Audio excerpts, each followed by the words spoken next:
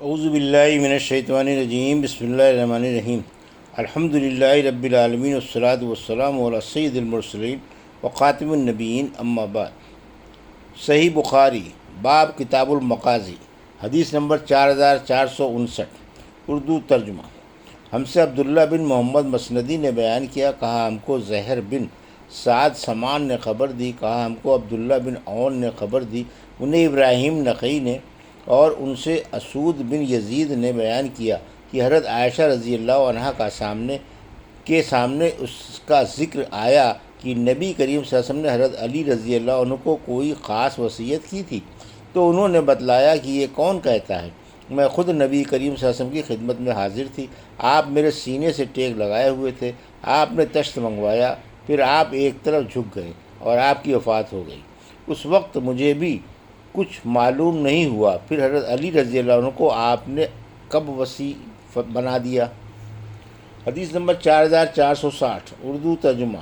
ہم سے ابو نعیم نے بیان کیا، کہا ہم سے مالک بن مغول نے بیان کیا، ان سے طلحہ بن مصرف نے بیان کیا کہ میں نے عبداللہ بن ابی اوفا رضی اللہ عنہ سے پوچھا، کیا رسول اللہ صلی اللہ علیہ وسلم نے کسی کو وصی بنایا تھا؟ انہوں نے کہا کہ نہیں۔ میں نے پوچھا کہ لوگوں پر وصیت کرنا کیسے فرض ہے، یا وصیت کرنے کا کیسے حکم ہے؟ انہوں نے بتلایا کہ آپ نے کتاب اللہ کے مطابق عمل کرتے رہنے کی وصیت کی تھی۔ حدیث نمبر 4461، اردو ترجمہ۔ ہم سے قنیبہ بن سعید نے بیان کیا، انہوں نے کہا ہم سے ابو الاحوص سلام بن حکیم نے بیان کیا، ان سے ابو اسحاق نے، ان سے عمرو بن حارث رضی اللہ عنہ نے بیان کیا کہ رسول اللہ صلی اللہ علیہ وسلم نے نہ درہم چھوڑے تھے، نہ دینار، نہ کوئی غلام، نہ باندی، سوائے اپنے سفید خچر کے جس پر آپ سوار ہوا کرتے تھے، اور آپ کا ہتھیار اور کچھ وہ زمین جو آپ صلی اللہ علیہ وسلم نے اپنی زندگی میں مجاہدوں اور مسافروں کے لیے وقف کر رکھی تھی۔ حدیث نمبر 4462، اردو ترجمہ۔ ہم سے سلیمان بن حرب نے بیان کیا، کہا ہم سے حماد بن زید نے بیان کیا، ان سے ثابت بنائی نے اور ان سے انس بن مالک رضی اللہ عنہ کی شدت مرض کے زمانے میں نبی کریم صلی اللہ علیہ وسلم کی بے چینی بہت بڑھ گئی تھی۔ حضرت فاطمہ زہرا رضی اللہ عنہ نے کہا، ابا جان کو کتنی بے چینی ہے؟ حضور اکرم صلی اللہ علیہ وسلم نے اس پر فرمایا، آج کے بعد تمہارے ابا جان کی یہ بے چینی نہیں رہے گی۔ پھر جب آن صلی اللہ علیہ وسلم کی وفات ہو گئی تو فاطمہ رضی اللہ عنہ کہتی تھیں، ہائے ابا جان، آپ اپنے رب کے بلاوے پر چلے گئے، ہائے ابا جان، آپ جنت الفردوس میں اپنے مقام پر چلے گئے۔ ہم حضرت جبرائیل علیہ السلام کو آپ کی وفات کی خبر سناتے ہیں۔ پھر جب آپ صلی اللہ علیہ وسلم دفن کر دیے گئے تو آپ رضی اللہ عنہ نے انس رضی اللہ عنہ سے کہا، انس، تمہارے دل رسول اللہ صلی اللہ علیہ وسلم کی لاش پر مٹی ڈالنے کے لیے کس طرح آمادہ ہو گئے تھے؟ حدیث نمبر 4463، اردو ترجمہ۔ نبی کریم صلی اللہ علیہ وسلم کا آخری کلمہ جو زبان مبارک سے نکلا۔ ہم سے بشر بن محمد نے بیان کیا، کہا ہم سے عبداللہ بن مبارک نے بیان کیا،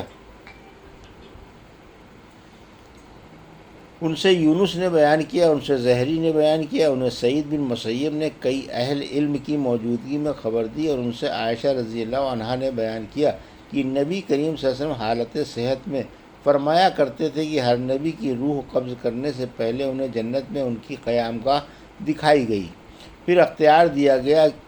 پھر جب آپ صلی اللہ علیہ وسلم بیمار ہوئے اور آپ کا سر مبارک میری ران پر تھا، اس وقت آپ پر غشی طاری ہو گئی۔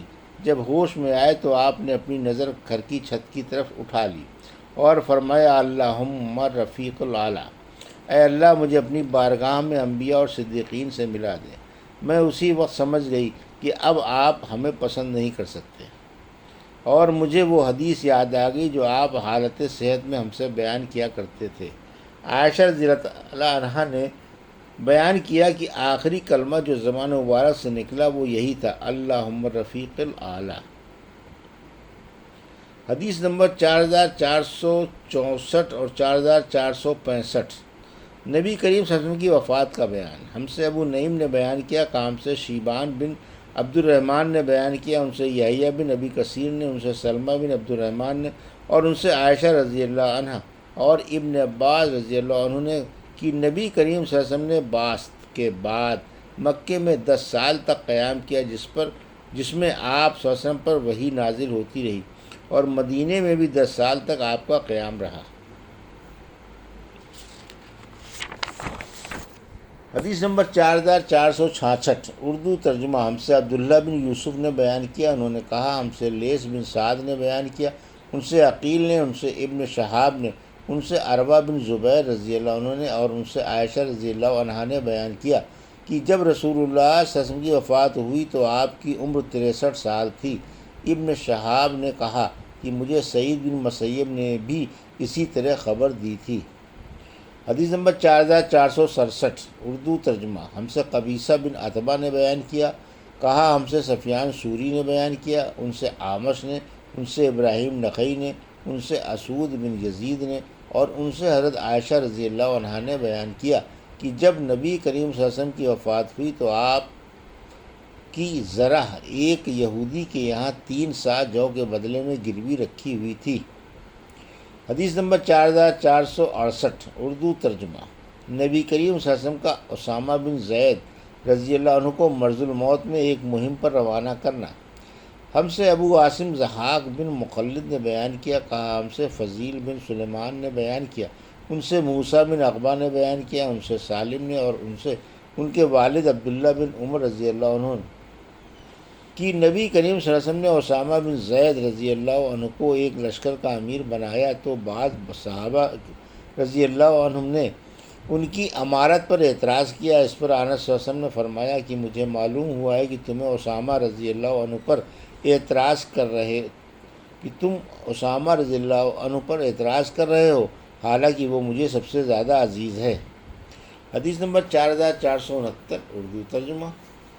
ہم سے اسماعیل بن ابی اویس نے بیان کیا، کہا ہم سے امام مالک نے بیان کیا، ان سے عبداللہ بن دینار نے، اور ان سے عبداللہ بن عمر رضی اللہ عنہ نے کہ رسول اللہ صلی اللہ علیہ وسلم نے ایک لشکر روانہ فرمایا اور اس کا امیر اسامہ بن زید رضی اللہ عنہ کو بنایا۔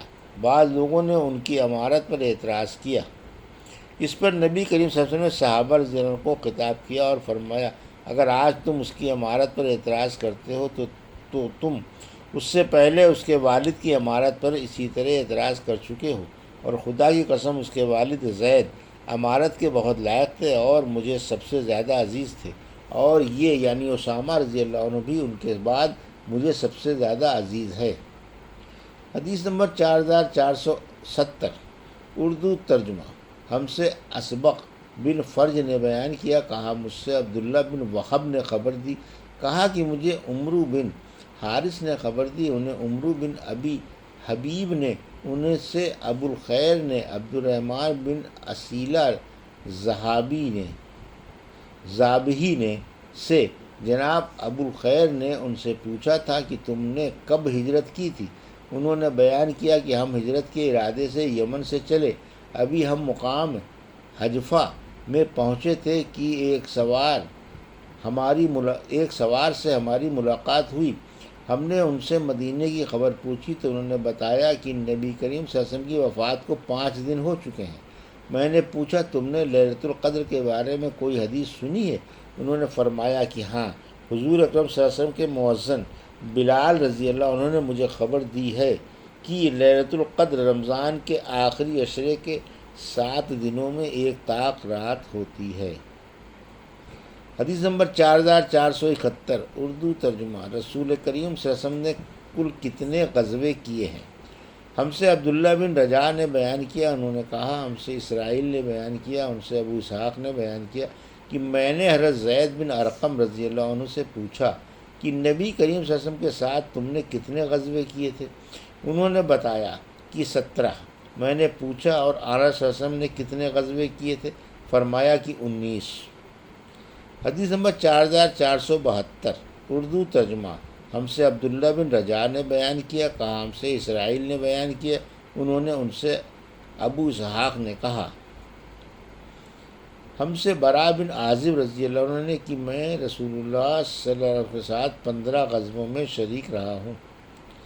حدیث نمبر 4473 اردو ترجمہ۔ مجھ سے احمد بن حسن نے بیان کیا، کہا ہم سے احمد بن محمد بن حنبل بن ہلال نے بیان کیا، کہا ہم سے معتمر بن سلیمان نے بیان کیا، ان سے حمص نے، ان سے عبداللہ بن بریدہ نے، اور ان سے ان کے والد بریدہ بن حسیب رضی اللہ عنہ نے بیان کیا کہ وہ رسول اللہ صلی اللہ علیہ وسلم کے ساتھ 16 غزووں میں شریک تھے۔ یہ تھی صحیح بخاری باب کتاب المغازی کی حدیث نمبر 4459 سے 4473 کا اردو ترجمہ، جو ابھی آپ نے سماعت فرمایا۔